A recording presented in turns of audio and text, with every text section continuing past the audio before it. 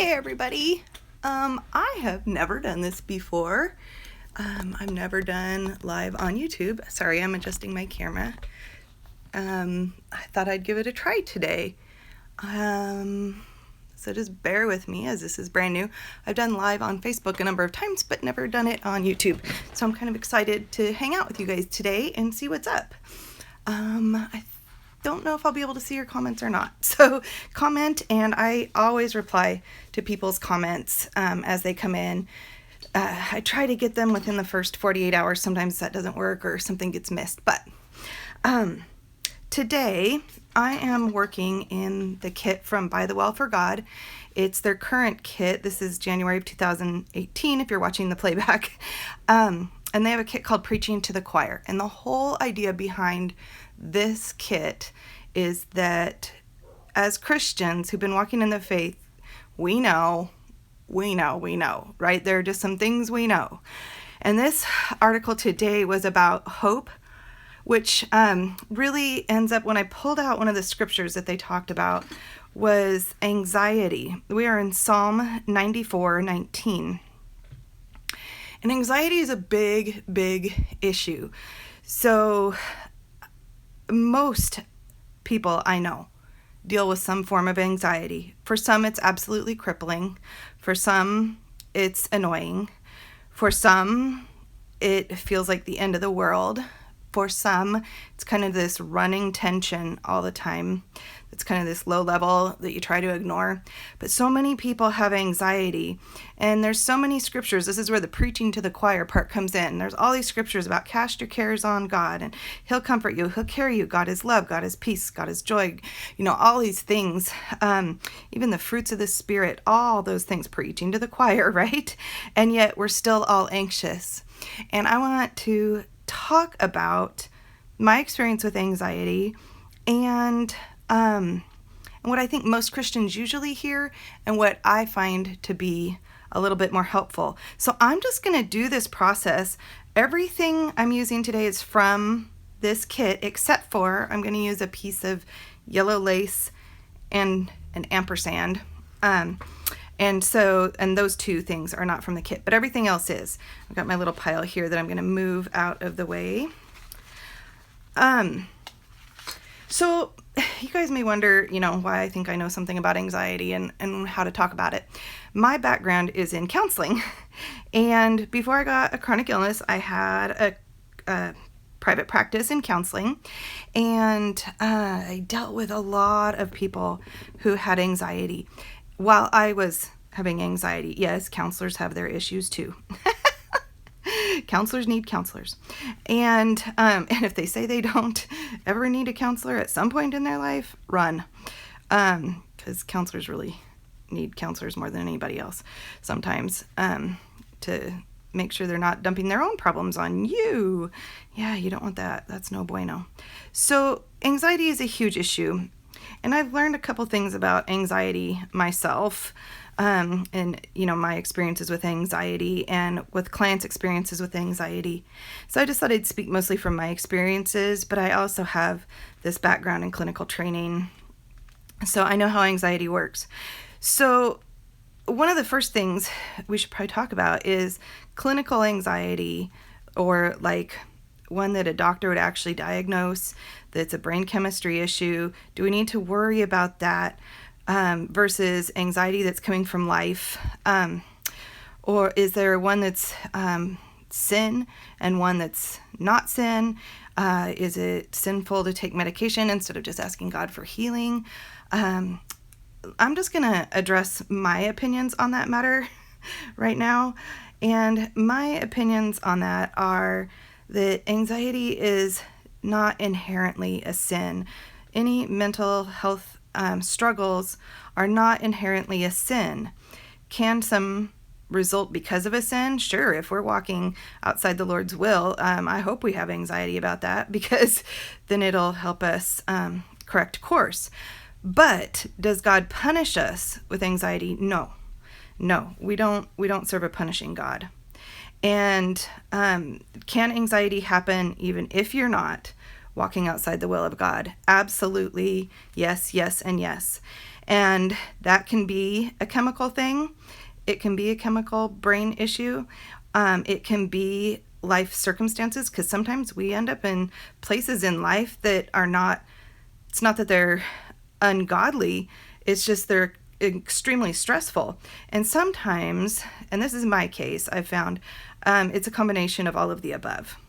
So most of my life I've had a running level of anxiety, and I just didn't know it. I always say, because it wasn't my job, and I know that sounds weird, but in my family I was supposed to be the happy, chipper one all the time. And so I didn't even consider the fact that I might have anxiety or depression or anything like that growing up, because there wasn't really room for that in my family, because other people were dealing with issues. And for whatever reason, I thought I just had to be the one who didn't really have anything like that going on.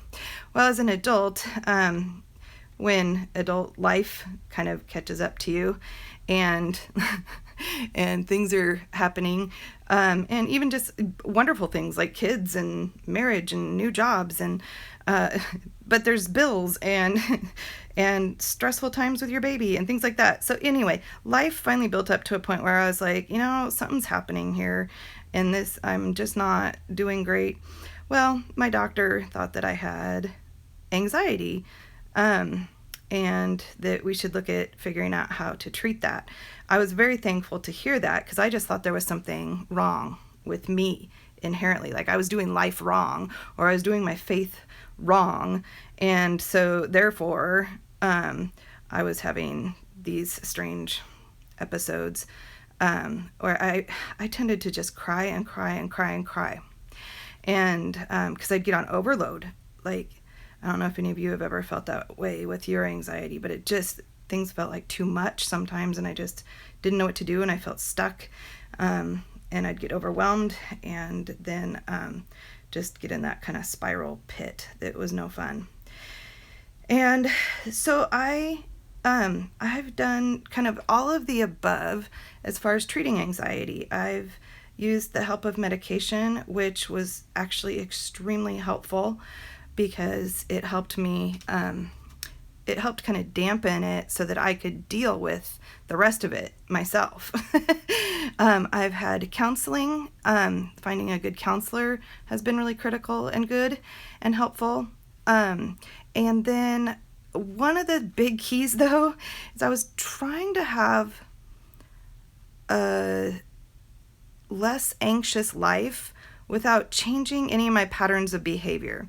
And my problems with my patterns of behavior were all about doing too much and being way, way, way, way too busy, and having no boundaries to say no.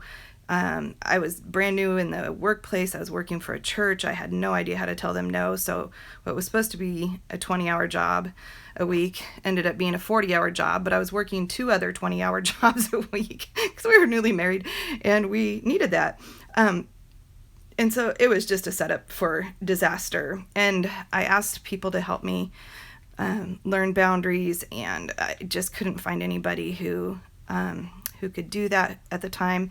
And so I would go gangbusters in life and then expect that I wouldn't have anxiety as a result. I just thought, I can get everything done, and if I can't, there's something wrong with me, so I got to keep trying. And I kept living that way, just going gangbusters. And people would say, why are you so busy? How do you not just fall apart? How do you do all this? How do you get all this done? And my personality is very outgoing, and I like to be involved in things and all that. So that's all legit, but I was on overload and I was doing way too much. So fast forward to 11 years ago, when my life was halted, like seriously halted by chronic illness. It came on very quickly, although I can see hints of it in my past. It's called mitochondrial disease, and it just slammed me. And I had to close down my private practice, go home, and I was bedridden for about 3 years while we were trying to figure out what was going on. Now, I'm an optimist, so I'm always looking for the gift in the situation. And there was a gift, and it was that this slowed my life down. It had to. I was able to set boundaries that I couldn't set before because my body would set them for me. And I would be like, there were things that I didn't know how to say no to, but then I had to all of a sudden. And I didn't like the feeling of having to let go of control of that. I didn't like being forced to say no because my body couldn't do it. And boy, let me tell you, that was a wrestling match between me and God for a while. It was not an easy adjustment, but as I look back in hindsight, it was one of the best gifts I could have received from God, because he slowed me down. Well, I don't feel like he gave me a chronic illness, but I do feel like part of his will for me was to slow down, and he used my chronic illness to do that. So for me, which this is not the answer I probably would have even listened to before, back in my 20s and early 30s, was I needed to slow down. And I hated that idea. But when you're forced with it, and it's either slow down and make peace with it, or slow down and be miserable with it, I'm a pretty stubborn person, and I decided to slow down and try to make peace with it. So, like I said, God and I wrestled that out over time, and I was able to make peace with a slower life. Now, when I get bouts of energy that are more than normal, do I use up all my reserves? Yeah, I still tend towards that behavior. That behavior is not super healthy or helpful, but I do realize that once I'm feeling stressed and anxiety, once I start feeling like that pit in my stomach of anxiety, I know that I know that I know what the problem is and how I need to fix that. And it's because I'm doing too much again.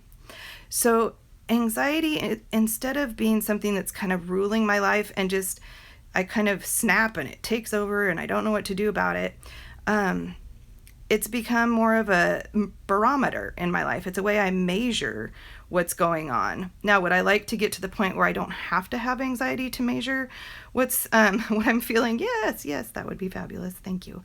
But I'm not there yet, and that's okay, because this is all a process, right? God invites us into this process thing we call life, and he asks us to be there with him. So, so when we're preaching to the choir, when you tell somebody that you have anxiety in Christianity, some people are very understanding. Some people will tell you, well, just pray more and God will bring you peace. And I've experienced the peace of God that passes all understanding, that scripture. I've gotten that peace more times than I can count. But anxiety still creeps in. And so what do? I have to slow down. I have to find things that kind of refocus my attention. I have to find things that will stop that anxiety circuit, because here, we'll go into a little neuroscience here for a second. Just bear with me, because it's easy and it's super important to know this. So back in the day, they used to think our brains, once we reached adulthood, were inflexible, meaning we couldn't really change everything. If there was damage done to our brains as a child, it was going to be there. If there was whatever growth potential was settled, and we couldn't grow anymore. That's a very sad perspective, but it's what we understood to be true in neuroscience. But now we know that we have what's called neuroplasticity, and that should be one of your favorite words for the new year, neuroplasticity, because it's so hopeful. It means that our brains have this plasticity about them, meaning we can create new neural pathways. And one thing we know about anxiety is that it wins the battle when it gets to create neural pathways. So if we're not actively kind of fighting against anxiety, it will keep creating like ruts in a road, it will keep creating these neuron connections in our brain that will strengthen the anxiety. That's why you see people with anxiety disorders move either from one thing they're anxious about to another, to another, to another. Or maybe you've experienced yourself that like your anxiety is getting worse over the years and not better. It's because these ruts are getting driven deeper. The good news and the hope is that God did give us brains that can change and heal. And we know this is true. This is working for veterans. It's working for all sorts of different disorders. It's working for people with traumatic brain injury from like car accidents or sports injuries. But it takes work.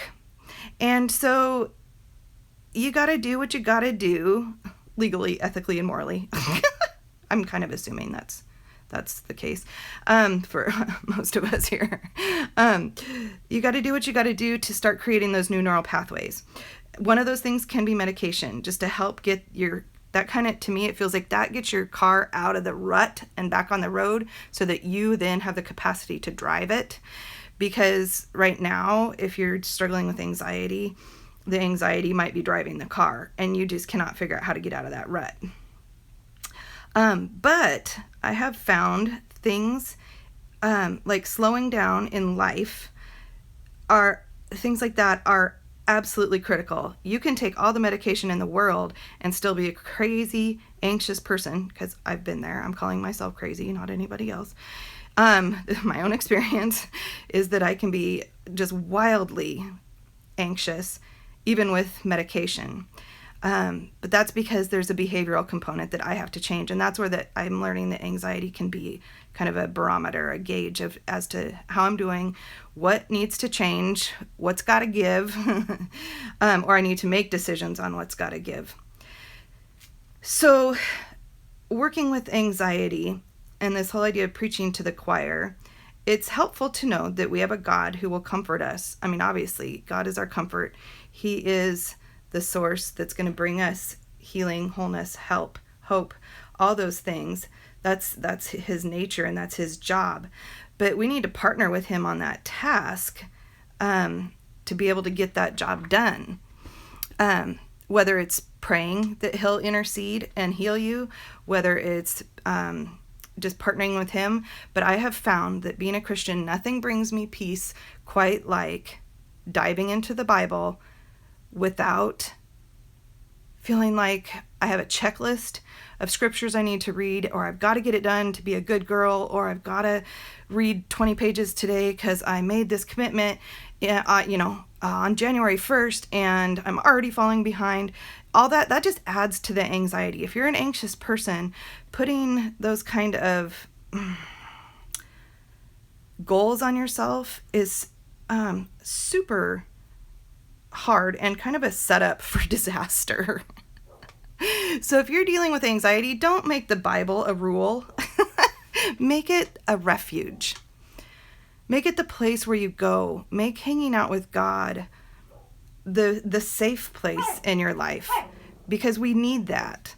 And I have found that when I do, if I just sit down with the Bible lately, because of my fatigue, I think I get tired and I fall asleep easily. Sorry, God. I'm not saying your book is boring. It's not. I fall asleep with any book. It doesn't matter whatever book it is. So this art journaling has become hugely therapeutic to me with anxiety. And even if I don't know how to get rid of my anxiety, or I don't know how this is going to work, or I don't know how the process is going to unfold, just coming and sitting and like I'm doing here, painting, slowing life down, and doing something creative puts my mind in a totally different space than it was. And it starts creating new neural pathways, right? Because I'm not staying in the anxiety rut. Instead, I'm over here going, whoop, we jumped back on the road and we're driving off to creative land. And that's what creativity does for me, whether it's Bible journaling or art journaling or making gifts for somebody or making Christmas cards, which I made Christmas cards and never sent them out. You guys see, I'm Looney Tunes. I had fun making them. Nobody got one. And I got too tired and didn't get them sent out. So all this to say that when it comes to anxiety, there are multiple ways we can deal with it, and none of them, I wouldn't put judgment on any of them for any given person. Like, I wouldn't say that, well, there's one way that God loves to heal anxiety in people. No, we are all literally wired so differently. Our brains are put together so differently that you're going to need to work with Him to figure this whole deal out. Does that make sense? I hope that makes sense. And for me, being creative has been, my whole life has been anti-anxiety until I turn it into a performance-based thing. Like, I had friends that would say, oh, you should turn that into a scrapbooking competition. And then every time I would scrapbook, I'd feel like I would have to make this perfect page that was ready to go to some competition, whether I was going to send it or not. And it made scrapbooking really not fun. It made it a whole bunch of work and not a lot of fun. So I guard my creative time, and I guard it so that it stays this place where, a refuge where I can go to be able to find peace and to be able to get my brain off of the anxiety of the day. And it's a healthy place for me to be, because I also, I haven't had any of the major, like an alcohol addiction or anything like that, but I've had, I deal with overeating, and so food has been my addiction. You guys are just getting the real deal out of me today. Now whether you're going to like me and stay or not is the question, but life is too short to be fake, so you're getting the real deal here. So I figure if I'm in my art room painting or at the kitchen table or wherever I happen to be, if I'm doing that, instead of eating, I'm doing a good thing, right? I'm taking care of my body. I'm doing something that's getting my brain out of the anxiety rut. I'm doing something that is just hanging out with God and Jesus in a way that works for me. I'm not overeating and hurting my body in that way. I mean, there's a lot of benefits to this. And so if you are experiencing a lot of anxiety, I think one is take a look at your life. Now, sometimes things happen. We have kids with chronic illnesses, or some kind of bill stacks up, or somebody gets unemployed, or, things happen that cause anxiety. But in the same breath, there will always be things that cause anxiety in life. It just is the way life goes, because we live in a fallen world. And so we've got to learn how we work best with anxiety. So all the things I'm saying today, counseling, medication, being creative, trimming my schedule back, saying no to things that I needed to say no to, all that, it's been a combination of things and experimenting over time with different things that has worked. And I got to say, one of the biggest things aside from medication, and again, this is not medication touting, but I just know some people get really afraid of it. And some people think it's against God and those things. That's just not my belief system. But besides the medication kind of taking the edge off so that I can then manage my anxiety better, creativity. Being creative, even if that means sitting down and working in a coloring book, because I just don't have the brain capacity right now to think of something that's new and original in my own. Or whether it's doing something like this, Bible journaling, where I get to spend time with God and just kind of hang out with Him. I just always assume that when I'm Bible journaling, well, of course I invite God into the process, but I assume He's going to show up. I assume He's going to be here. And that's comforting too. So anyway, those are a bunch of my thoughts on anxiety and why, if you're watching my channel, I assume it's because you're creative or you like the fact that I'm not a perfectionist. I'm surrounded by perfectionist folks, and it's like a disease I don't want to catch. I mean, so it works for some people, but most people I know who are perfectionists are just anxious balls of anxiety. And so I work very hard to allow myself to be imperfect. I work so hard to be perfectly imperfect. Just kidding. I see that there are some comments, but I can't see what they are yet. So I promise I will go back and respond to your comments. I'm really grateful that you're hanging out here with me today.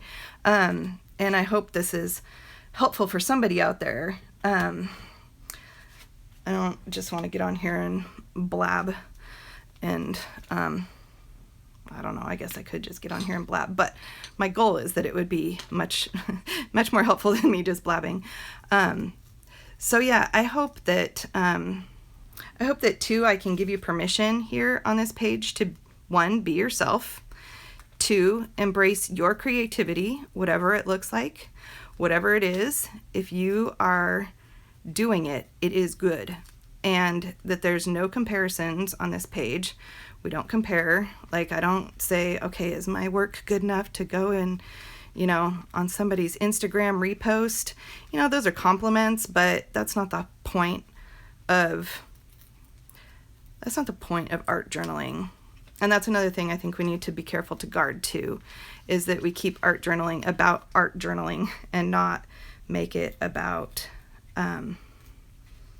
oh, this washi tape was too sticky, folks. Okay, so here's an imperfect process unfolding right now. Here, let me hit it with a heat tool. Sorry about the noise. Hold on.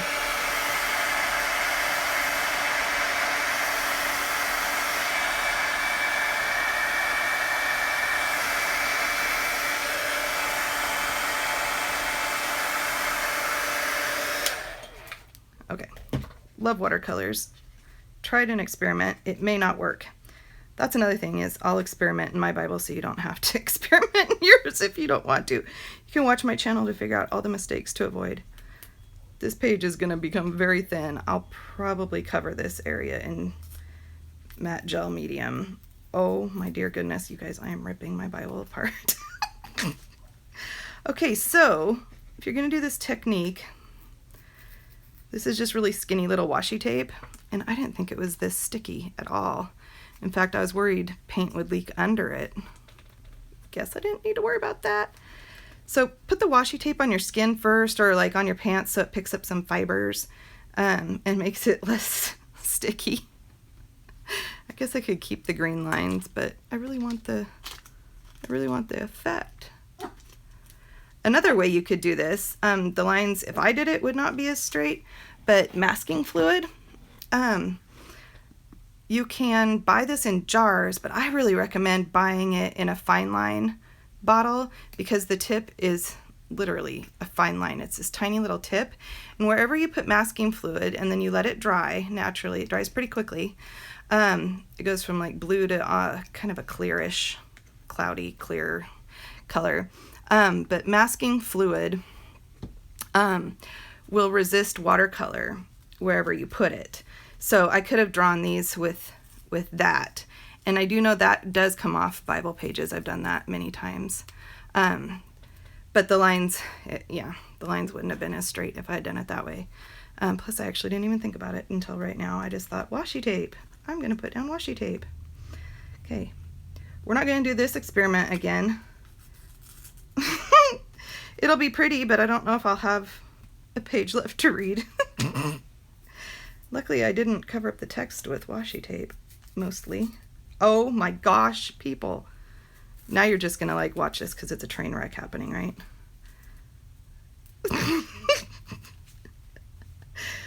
My nickname here is the Modern Mess Princess. Well, we're making a mess. Oh my dear goodness. I hope you guys aren't having a ball of anxiety. No anxiety over this, people. It's just an experiment. It's just paper. It is God's word, but He understands my heart, and that my heart was to create a beautiful stained glass window and not rip His pages apart. Oh my goodness. This is like doing surgery now. Maybe I just need to be slower. Oh my gosh, what did I just preach to you guys about? You have to slow down in life. Well, maybe I should be slower in trying to tear this washi tape up. Anyway, I just didn't want to bore you guys. I wanted to see what the final... Oh gosh. I gotta say, this kind of hurts. I just don't want the page to be gone from my Bible by the time I'm done. Oh. I hope you guys are laughing because I don't want to cause you anxiety. Just laugh with me, people. You know, and in a situation like this, okay, so this is a good metaphor. When life does not turn out, oh goodness, the way you want it to, but in the grand scheme of things, it really doesn't matter. A friend calls and cancels coffee, but you really wanted to see them, or a job that you really wanted doesn't come through, but you have income, you are okay. Somebody says something that hurts your feelings, but you know they were just having a bad day and you can forgive it. You know, things happen in life. And they tear your life up like this. But if they really don't matter with your long-term goals of, you know, being a, you know, walking out your faith, or like family, friends, connections, like the things that matter in life. I've even learned that health, although it's fabulous, people always say, well, at least I have my health. Well, I don't, but I do. I have better health than some people with mitochondrial disease, and I have better health than some people with other health issues. So everything's all relative. I guess this is all to say keep things in perspective. That really helps me too, now that I'm thinking about it. Because I could go cry about this page being all torn up. And this is my brand new Bible that I've had for 2 weeks is all since Christmas. So I could cry that my brand new Bible has this horrible thing in it. Or I could go, how cool is this that I experimented on something, I tried, and now I know what I would do differently next time. And now you guys know too what to do differently next time. Because yeah, I could have drawn these lines with the fine liner liquid. Oh, it does look kind of cool though, don't you think? Okay, I don't usually brag about my pages, but that's pretty fun. And look at, okay, so let's take this page out here. Let's see what it looks like when I close my Bible, because I kind of want this lace peeking out the edge. Oh, look at that. Oh my goodness. How fun is that? Oh my goodness. I saw somebody on Instagram who had put trims and lace and pom-poms hanging off the edge, and I was like, oh, my next Bible is going to not just be wild ride up here, it's going to be wild over here too, not with tabs and tags, but with fabrics and ribbons and things like that.